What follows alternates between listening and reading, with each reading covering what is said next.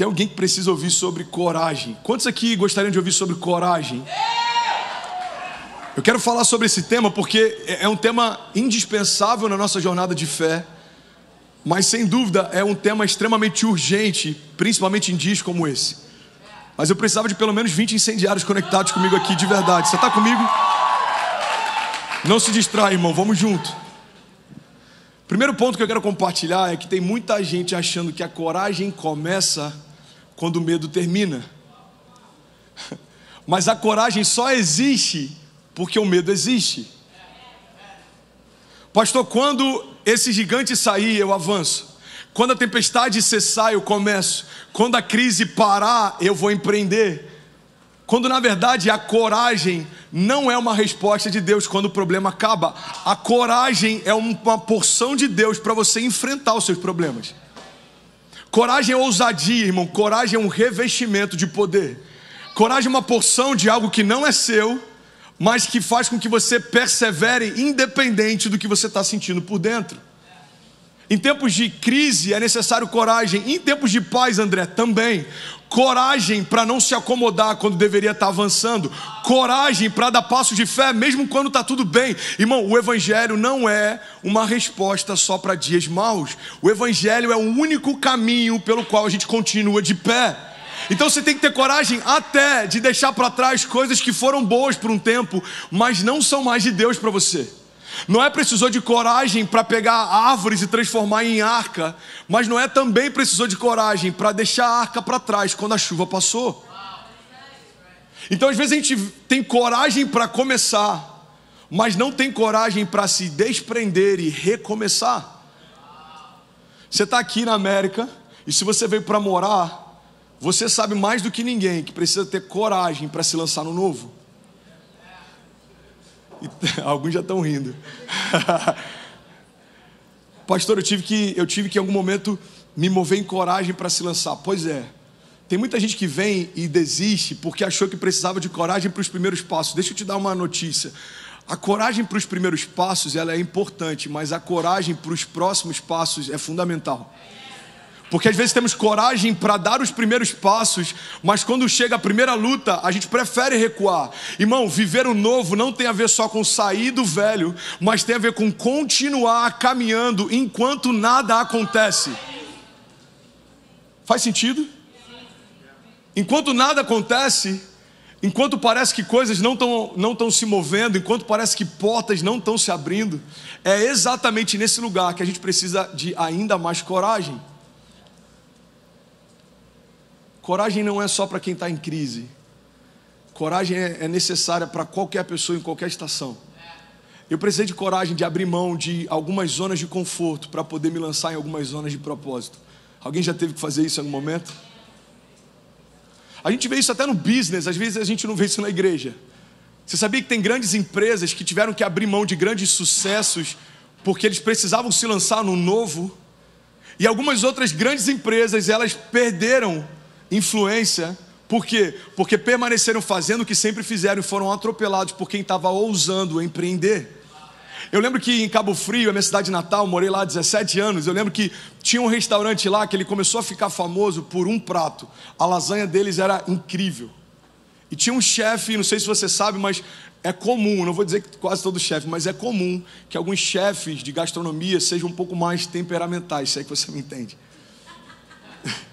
Tem um casal de amigos, por exemplo, que foi num restaurante lá e a mulher perguntou: tem como adicionar batata frita?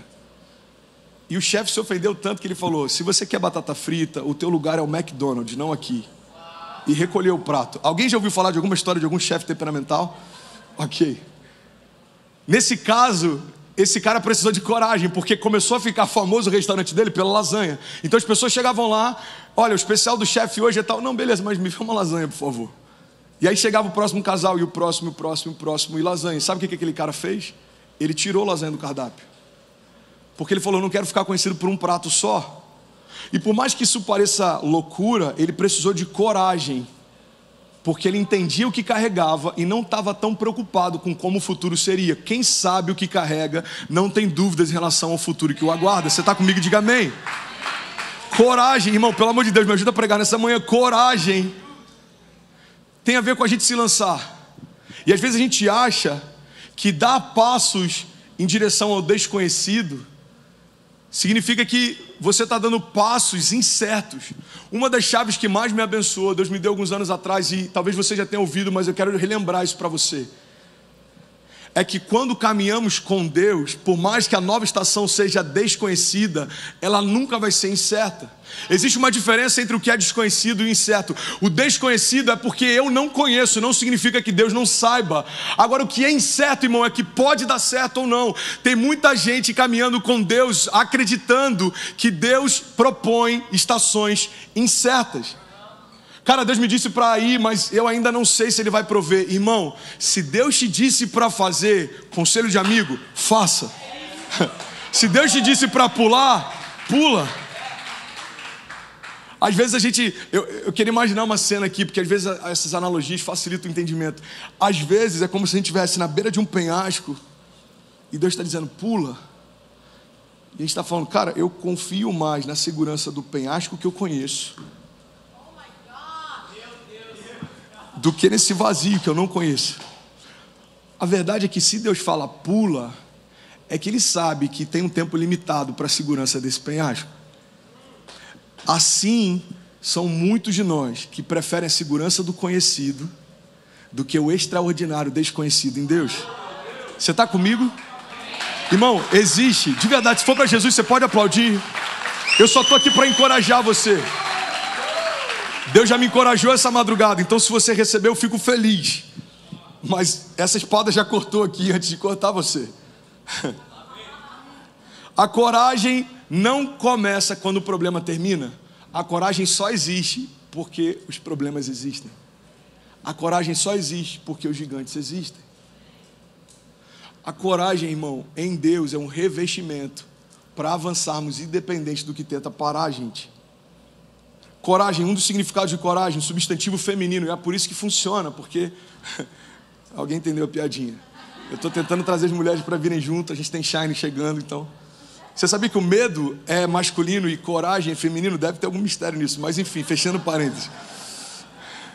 Não, estou falando sério, a gente se mudou para uma casa agora, e é uma casa grande, e aí ontem, 4 da manhã, eu levantei, você já está rindo, né? Eu levantei para pegar alguma coisa lá na cozinha, e a minha mãe, ela tinha levantado também. Irmão, quando eu vi aquele vulto, eu falei, uau!